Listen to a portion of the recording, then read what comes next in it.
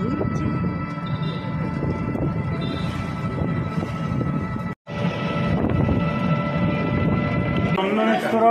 শিব মন্দিরে সপরিবারে পরিবার সুখ শান্তি মনের কামনা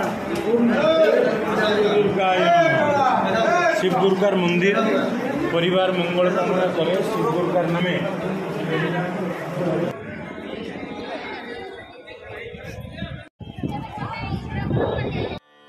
ওয়েলকাম টু মাই চ্যানেল জিন্দগি কা সফর উইথ দেবপ্রিয়া।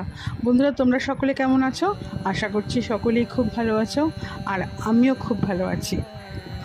আজকে 2025 সালের সেপ্টেম্বর মাসে এখন কিন্তু আমি তোমাদের সকলের সাথে শেয়ার করতে চলেছি আমার দীঘা ট্যুরের ভিডিওগুলো।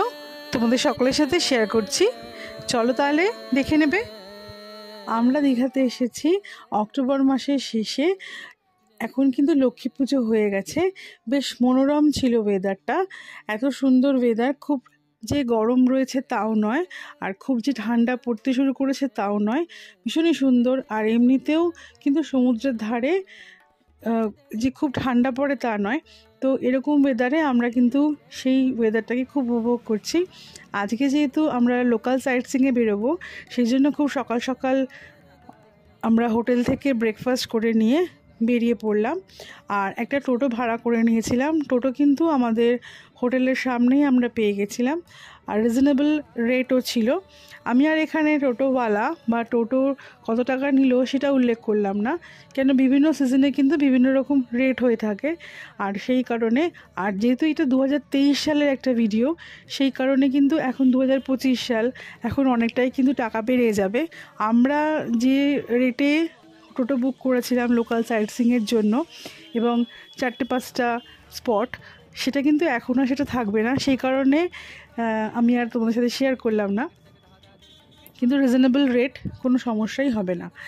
তো সেরকমভাবে সকাল সকাল বেরিয়ে গেছি, আর 4-5টা সমুদ্রের ধার দিয়ে আমরা এগিয়ে যাচ্ছি টোটো করে। চারপাশটা খুব সুন্দর লাগছিল।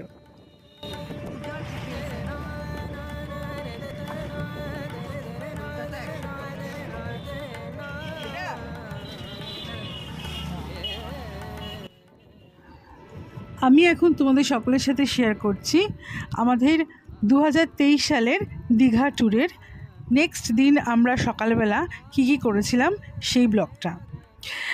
আমরা খুব সকাল সকাল ঘুম থেকে উঠে পড়েছিলাম এবং আজকে ঠিক করে নিয়েছিলাম যে দীঘার চারপাশের যে সাইট সিইংগুলো সেগুলো করব।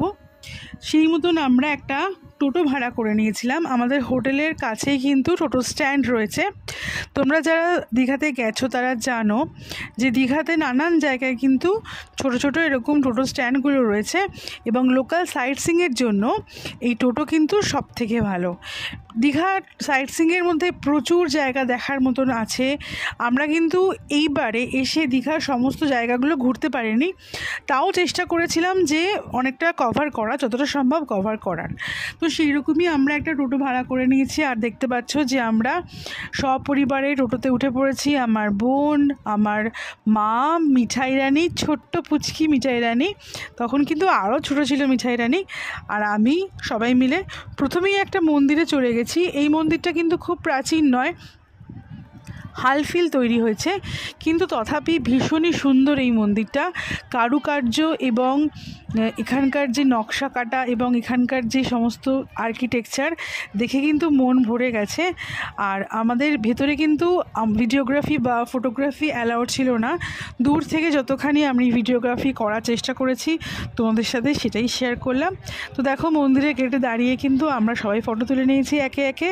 বাবা মিঠাই রানীকে নিয়ে, বোন, মা, আমি সবাই ইন্ডিভিজুয়ালি কখনো বা গ্রুপে কিন্তু ছবি তুলে নিয়েছি। ছবি তোলা কিন্তু মাস্ট। বেড়াতে যাওয়া এই যে ছবিগুলো, এগুলোই কিন্তু স্মৃতির মধ্যে মণিকোঠায় থেকে যায়।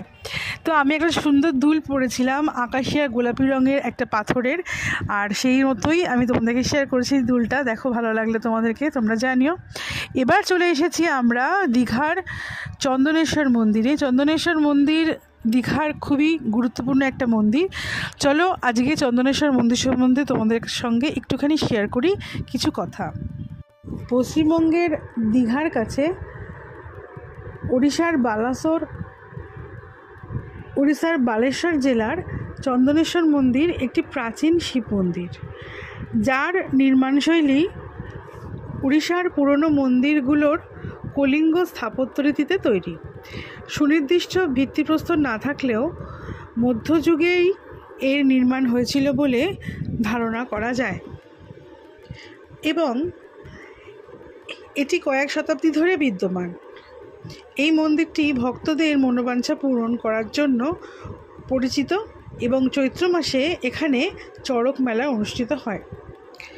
যদিও এর সঠিক তারিখ নথিভুক্ত নেই, তবে মন্দিরের স্থাপত্য ও শিলালিপি দেখে মনে করা হয় এটি মধ্যযুগীয় সময় তৈরি হয়েছিল। এটি পুরনো উড়িষ্যার মন্দিরগুলির কলিঙ্গ স্থাপত্য শৈলীতে নির্মিত, যা একে একটি ঐতিহাসিক গুরুত্ব প্রদান করে। মন্দিরের মূল আকর্ষণ হলো এর প্রাচীন শিবলিঙ্গ, যা যুগ যুগ ধরে ভক্তদের আকর্ষণ করে।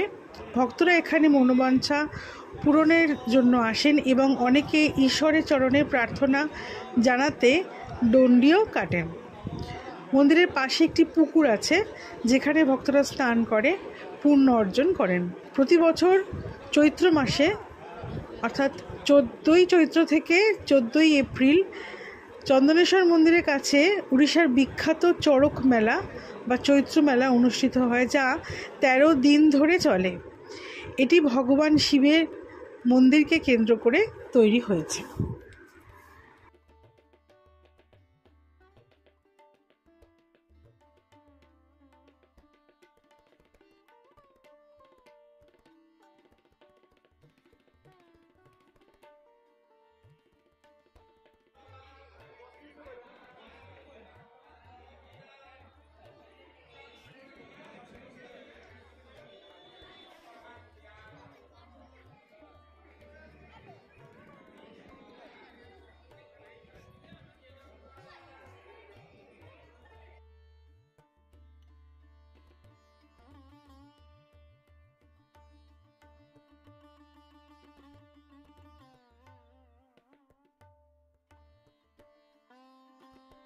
তাহলে বন্ধুরা, এই ছিল আমার আজকের ব্লগটা। আশা করি তোমাদের ভালো লাগবে।